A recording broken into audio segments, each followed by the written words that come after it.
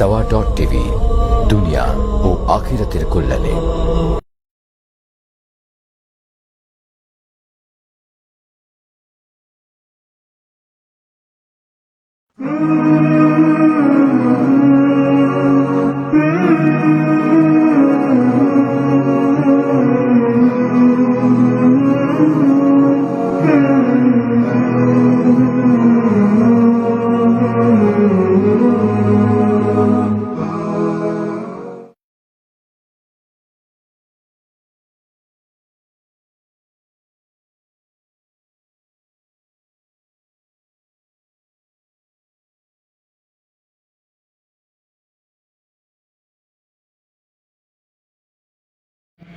نحمده تعالى من السويداء والأعماق ملء الجنان والأعماق على نعمه الغداق وآلائه الفياضة باتفاق। আলহামদুলিল্লাহ, সকল প্রশংসা আল্লাহর জন্য। আমরা তার অগণিত নিয়ামত ও অনুগ্রহের জন্য হৃদয়ের গভীর থেকে তার প্রশংসা করছি। তার পর্যাপ্ত ধারাবাহিক অনুদান ও অনুগ্রহের জন্য প্রশংসা করছি। প্রতি মুহূর্তে তার কৃতজ্ঞতা প্রকাশ করছি।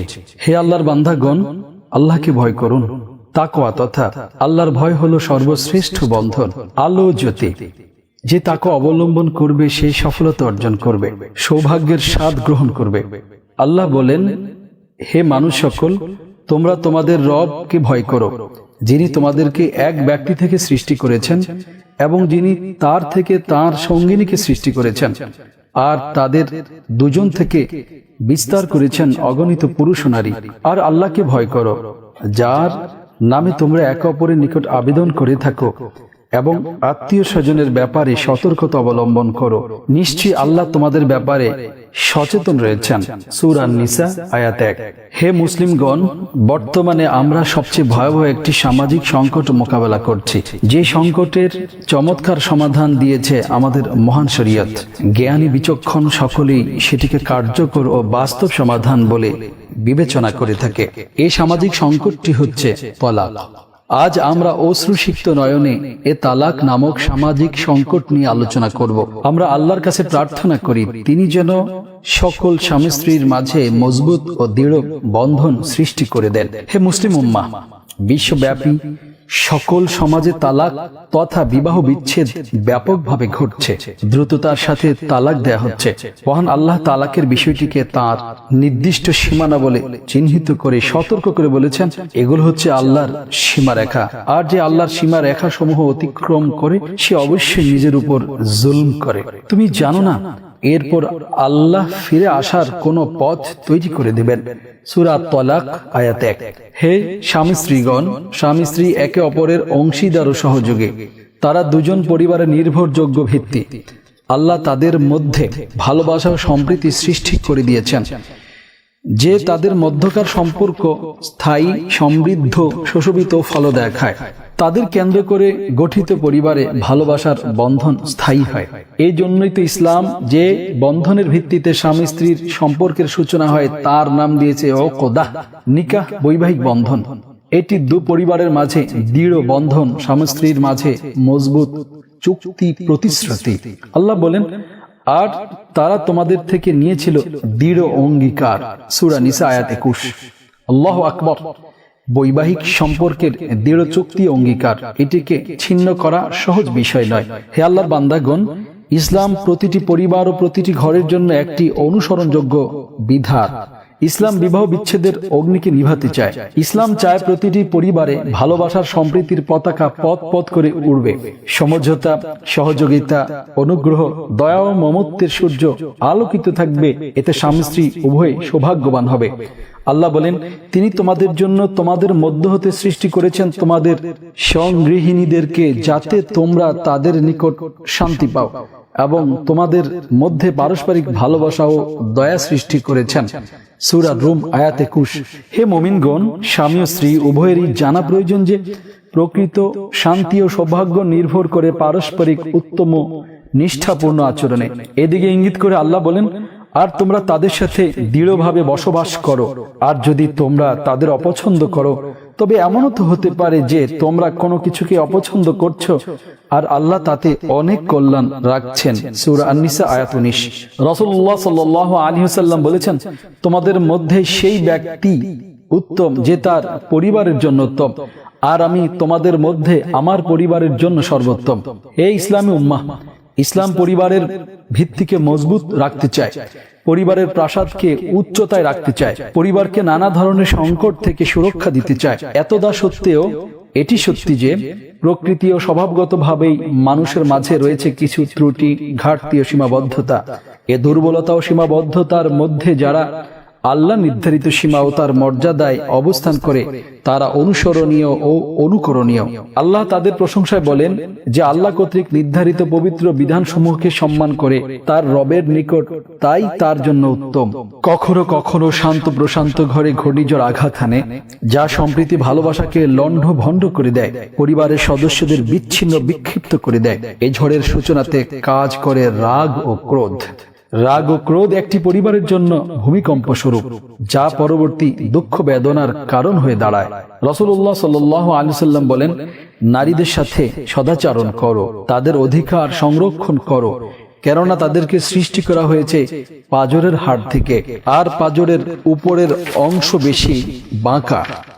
তুমি যদি সোজা করতে চাও তাহলে ভেঙে ফেলবে, আর যদি ছেড়ে দাও তাহলে তা বাঁকাই থাকবে। অতএব নারীদের সাথে উত্তম আচরণ করো। সহিহুল বুখারী ও সহিহ মুসলিম। হে স্বামী স্ত্রীগণ, দ্রুত তালাক তথা ভেবেচিন্তে সময় না নিয়ে হঠাৎ তালাক দেয়া একটি আগ্নেয়গিরি, যা পরিবারের ভিত্তি, পরিবারের সৌহার্দ্য, শান্তি ও স্থিতিশীলতা ধ্বংস করে দেয়। দ্রুত তালাক দেয়ার ক্ষতি স্বামী স্ত্রীর মধ্যেই সীমাবদ্ধ থাকে না, এর ক্ষতিকর প্রভাবে শিকার হয় সন্তান, পরিবার ও সমাজ। তাই ইসলাম তালাককে অপছন্দ করে। তালাকের মন্দ পরিণতির কারণে তা ইসলামে একটি নিন্দনীয় বৈধ কাজ। আব্দুল্লাহ বিন উমর রাদিয়াল্লাহু তাআলা আনহু বলেন, রাসূলুল্লাহ সাল্লাল্লাহু আলাইহি ওয়াসাল্লাম বলেছেন, আল্লাহর কাছে তালাকের চেয়ে নিন্দনীয় ও অপছন্দনীয় আর কোনো বৈধ কাজ নেই। আবু দাউদ। কত পরিবারের সন্তানরা হঠাৎ করে তালাকের কারণে মর্যাদা সম্মানের উঁচু শিখর থেকে অনেক নিচে পতিত হয়। তালাকের ক্ষেত্রে মহান রবের নির্দেশ শুনুন, যদি কোনো নারী তার স্বামীর পক্ষ থেকে কোনো দুর্ব্যবহার কিংবা উপেক্ষা আশঙ্কা করে, তাহলে তারা উভয়ে কোনো মীমাংসা করলে তাদের কোনো অপরাধ নেই, আর মীমাংসা কল্যাণকর। সূরা আন-নিসা আয়াত 128। আবু হুরায়রা রাদিয়াল্লাহু তাআলা আনহু বলেন, রাসূলুল্লাহ সাল্লাল্লাহু আলাইহি ওয়াসাল্লাম বলেছেন, কোন মুমিন পুরুষ যেন কোন মুমিন নারীকে রাগান্বিত না করে। তার কোন স্বভাব খারাপ লাগলে অন্য কোন স্বভাবটি ভালো লাগবে। সহিহ মুসলিম। ইসলাম নির্দেশিত এইসব বিধান স্বামী স্ত্রীর মধ্যকার দূরত্ব বিরোধ দূরীকরণে সহায়ক ভূমিকা রাখে।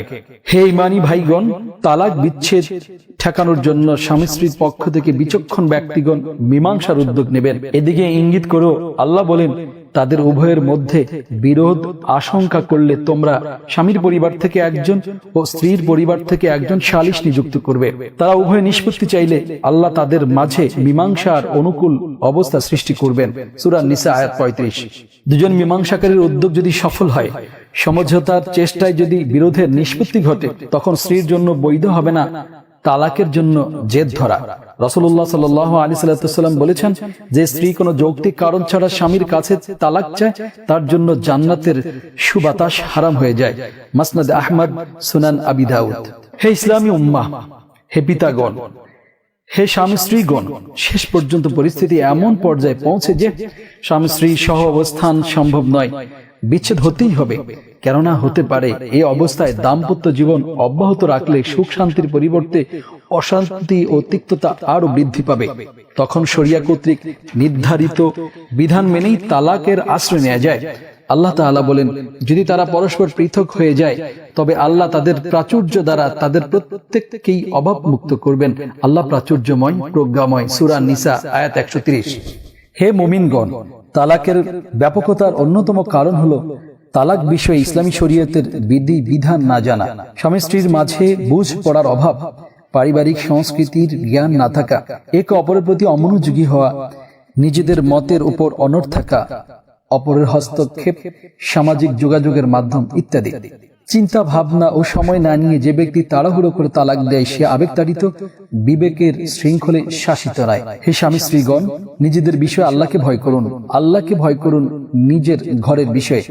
হে স্ত্রী, স্বামীর ব্যাপারে আল্লাহকে ভয় করুন, সংস্পর্শে থাকুন, সে আপনার জন্য চাদর হবে।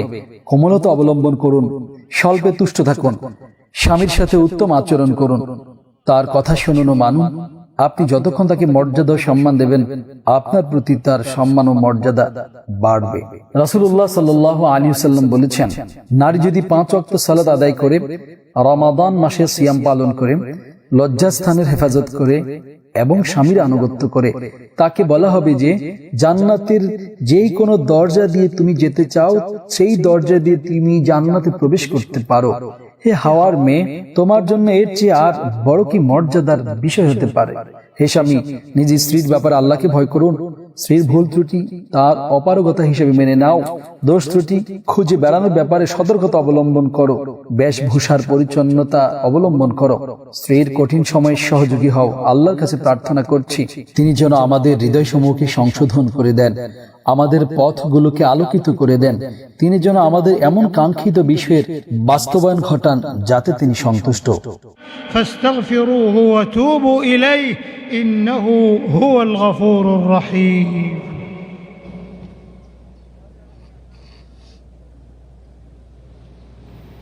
الحمد لله أولانا من النعم أصنافا، وأشهد أن لا إله إلا الله وحده لا شريك له شهادة حق نلهج بها شكرا واعترافا. প্রশংসা আল্লাহর, যিনি আমাদের দিয়েছেন নানা ধরনের নিয়ামত। হে আল্লাহর বান্দাগণ, আল্লাহকে ভয় করুন। আল্লাহর ভয় হৃদয়কে তার কল্যাণে ভরে দেয়, ঘর ও পরিবারকে পবিত্র পরিশুদ্ধ করে। তালাক তথা বিবাহ বিচ্ছেদে সুনির্দিষ্ট কিছু বিধি বিধান রয়েছে যা সকলের জন্য জানা প্রয়োজন। কোন স্বামীর জন্য এটা বৈধ নয় যে তালাকের বিধি বিধান না জেনে মন যখন চাইবে তখন স্ত্রীকে তালাক দেবে। তালাক দিতে হবে উত্তম উপায়ে। এ বিষয়ে আল্লাহ বলেন, তালাক দুবার, অতঃপর বিধি মোতাবেক রেখে দেবে কিংবা সুন্দরভাবে ছেড়ে দেবে। সূরা আল বাকারা আয়াত 229। ইহসান তথা সুন্দর ও উত্তম আচরণ হলো স্ত্রীকে দোষারোপ করা থেকে বিরত থাকা, অন্যকে তাকে নিয়ে মন্দ কথা বলার সুযোগ করে দেবে না, সামর্থ্য অনুযায়ী অকৃপণ হয়ে সন্তানদের ভরণ পোষণের দায়িত্ব পালন করবে না। মনে রাখতে হবে তালাক 2 ধরনের, সুন্নাহসম্মত তালাক আর বেদাতি তালাক। সুন্নাহসম্মত তালাক হলো স্ত্রীকে এমন পবিত্রকালীন মেয়াদে এক তালাক দেয়া যে পবিত্রকালীন মেয়াদে তার সাথে সহবাস করা হয়নি। বেদাতি তালাক হলো একই সময় একাধিক তালাক দেয়া, ঝাড়ুকালীন সময় তালাক দেয়া, এমন পবিত্রকালীন মেয়াদি তালাক দেয়া যাতে সহবাস করা হয়েছে। এ ধরনের তালাক যে দিবে সে পাপী হবে, কারণ সে শরিয়া নিষিদ্ধ কাজ করলো। যারা স্ত্রীগণকে তালাক দেয় তারা কি এসব বিধান জানে?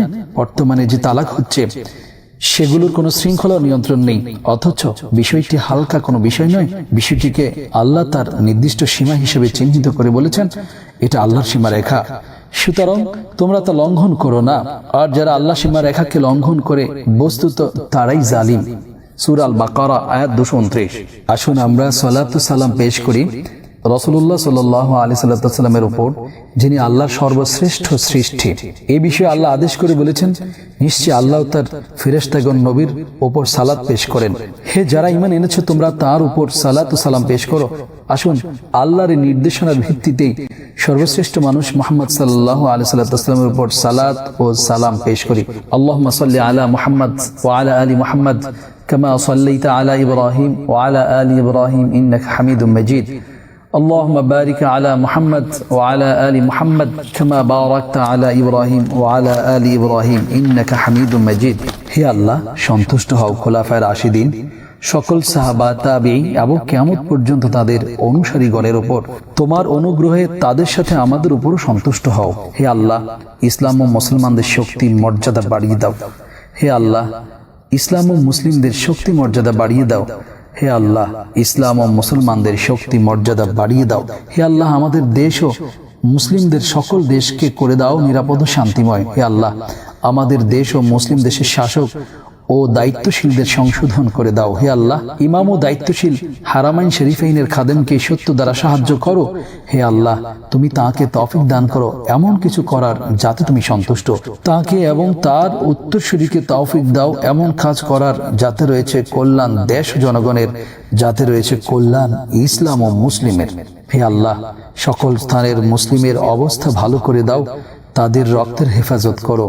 হে আল্লাহ, আমাদের থেকে সরিয়ে নাও দুষ্টমিদের দুষ্টামি, অকল্যাণ ও ষড়যন্ত্রকারীদের ষড়যন্ত্র, বিদ্বেষীদের হিংসা এবং হিংসুকদের হিংসা। আল্লাহ, আমাদের জন্য আপনি যথেষ্ট, আপনি আমাদের উত্তম অভিভাবক। হে আল্লাহ, আমাদের জন্য আপনি যথেষ্ট।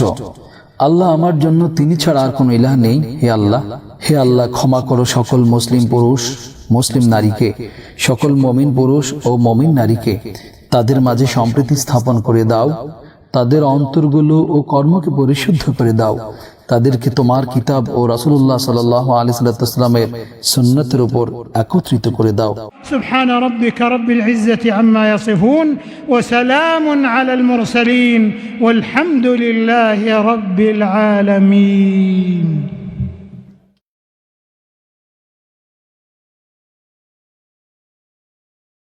Allah